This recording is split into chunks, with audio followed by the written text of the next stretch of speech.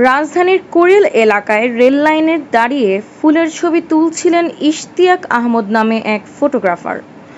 এমন সময় চলে আসে দ্রুতগতির একটি ট্রেন, আর সেখানেই কাটা পড়ে মারা যান তিনি।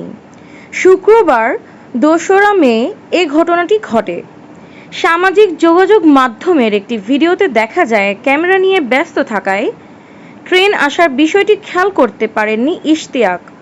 দ্রুতগতির ট্রেনটি তাকে চাপা দেয়। ঘটনাস্থলেই মারা যান তিনি।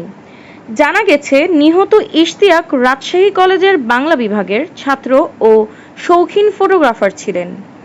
ইশতিয়াক আহমদের মৃত্যুর পর সামাজিক গণমাধ্যমে ফেসবুকে এ নিয়ে সমবেদনা জানান তার ফটোগ্রাফির ভক্তরা। ইশতিয়াক অসাধারণ ছবি তুলতেন।